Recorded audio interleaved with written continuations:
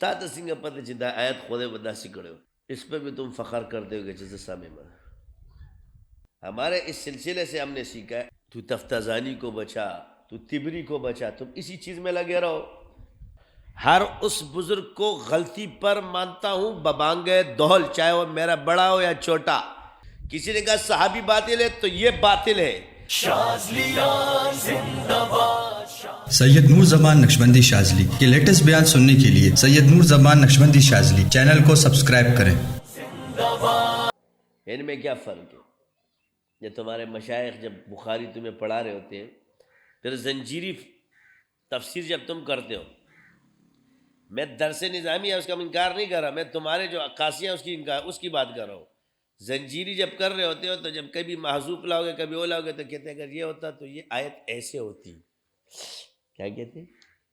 تو تا تسنگ پتہ چدا آیت خود بداسی کرے ہوتی۔ ایک فن سے تو آیات کے متبادل آیت تک پہنچنے کی کوشش کر رہا ہے، تو صحیح ہے؟ یعنی آیت کا بدل کر رہے ہو نا، وہاں تو اللہ تعالیٰ فرماتے اللہ کے سوا اس کا کسی کو علم نہیں، اس پہ بھی تم فخر کرتے ہو کہ جیسے سامے میں۔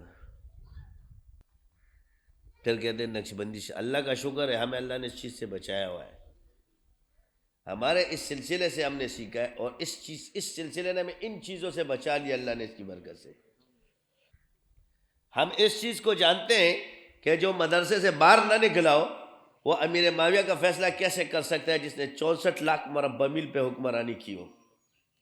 جو اپنا ایک گھر نہ سنبھال سکتا وہ اس حاکم کے خلاف بات کرنے کی کوشش کرتا ہے جس کے مربع 64 لاکھ مربع میل کی حکمرانی۔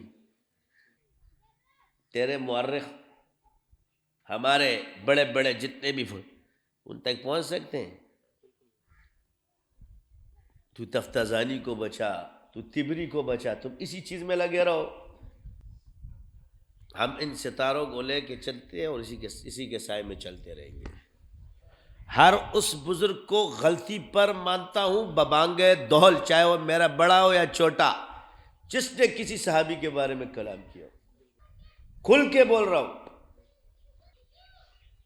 اگر صحابی کو اس نے اجتہادی غلطی پر، میں نے صحابہ کو معیار ہی رکھا ہوا ہے، کسی نے کہا صحابی اجتہادی غلطی پر ہے یہ غلطی پر ہے، کسی نے کہا صحابی باطل ہے تو یہ باطل ہے، کسی نے کہا کہ صحابی یہ تو وہ یہ، وہ چیز ہی کسی طرف لوٹنا لوٹ کر مانتا ہوں جاؤ۔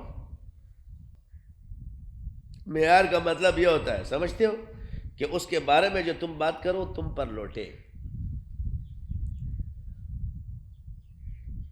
گیند مارو گے نا دیوار پہ، کس کی طرف آئے گی؟ آسمان پہ پھینکو گے کس کی طرف آئے گی؟ جب ستارے کے پیچھے کوئی چیز پھینکو گے نا یوں، چاہے وہ نظر پھینکو، ایسے بھی اونچی چیزیں آسمان میں تو اللہ اس میں عیب نہیں نکال سکتے، تیری نظر واپس تیری طرف ہی لوٹ کرے۔ فرجع البصر کرتین ینقلب الیک البصر خاسئا وہو حسیر، اس میں عیب نہیں نکال سکیں گے۔ تو ناممکن کوشش جتنوں نے بھی کی ستاروں میں عیب نکالنے کی، وہ نظریں انہی کی طرف آئے گی۔ ذرے نکال رہے ہیں تو یہ کمزوریاں ہیں، اس کا یہ مطلب نہیں کہ وہ بزرگ نہیں، بزرگ سے بھی ہوتی ہے غلطیاں۔ کیا تم یہ نہ کہو